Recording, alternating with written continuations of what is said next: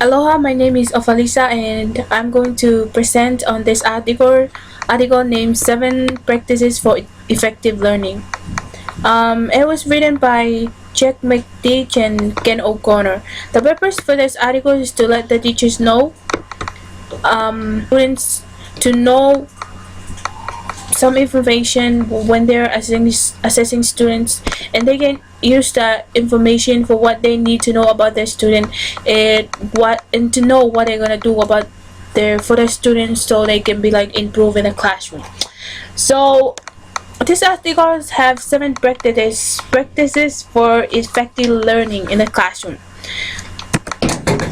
The first practice is use summative assessments to frame meaningful performance and goals. Students are better able to focus on what the teacher expects them to learn. Performance assessment tasks yield evidence that reveals understanding.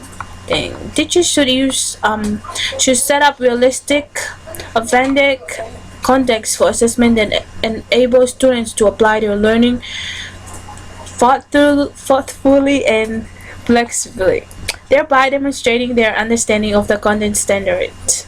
Authentic performance tasks provide a worthy goal and help learners see a reason for their learning.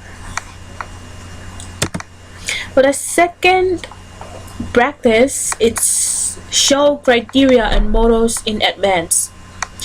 Presenting evaluative criteria and models of work that illustrate different levels of work and levels of quality in the classroom benefits students. When they know the criteria in advance of their performance, they will have goals for their work. Well-defined criteria provide clear description of quality of performance. The models enable students to more accurately self-assess and improve the work before turning it in to the teacher. For the third one, assess before teaching. Teachers can uncover misconceptions by using short, non-graded true-false diagnostic quiz that includes several potential misconceptions related to the target learning. Student responses will signal any prevailing misconception, which the teacher can then address through instruction. For this concept, some kind of true or false non-graded quiz that the teacher will provide for the class before teaching will tell the teacher some misconception that the students need to know during the teaching time. For the fourth, offer appropriate choices. Teachers need to collect appropriate evidence of learning on the basic goals rather than simply offer a cool menu of assessment choices. The option must be worth the time and energy required. Teachers have only so much time and energy, so they must be determining when it is important to offer product and performance options. Teacher can provide appropriate choices, not cool menu of assessment choices for the students when they're like answering something or asking to do some kind of work that could help them in the classroom. So it's important to give them some appropriate choices, not cool many choices. And for the fifth one, provide feedback early and often. Feedback must be timely, specific, understandable to the receiver, and formed to allow for self-adjustment on the student's part.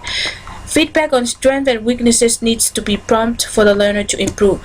Feedback is very important in the classroom. When the teacher gives feedback to the student, let's say the student know their weakness and the strength, and they can work on the strength so they can be like improve.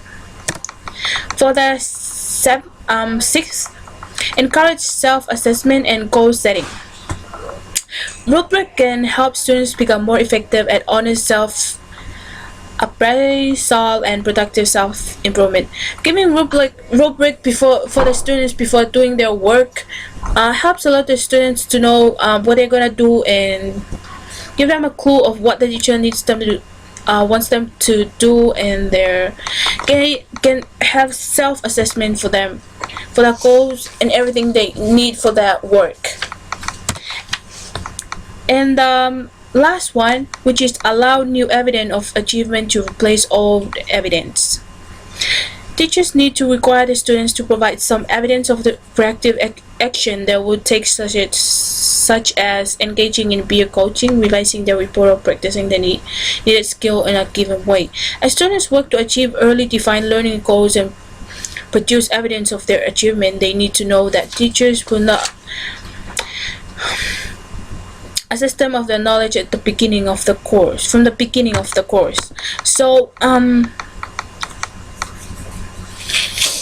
when teachers assess the students' work, they need to give them some time so they can allow the students to make a new evidence to replace the evidence that they were, like, if they do bad before, they should give them chance to replace those old stuff and give evidence to the teacher that they can do better by reviewing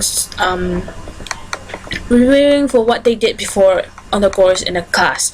And for this article is very useful and gives me a great insight to be a good teacher and know what I'm gonna do with my students in the classroom to be improved, and how to know some information and some clues from my students that could make me change my way of teaching and help me improve my way of teaching, and have a teaching technique which is effective for my students.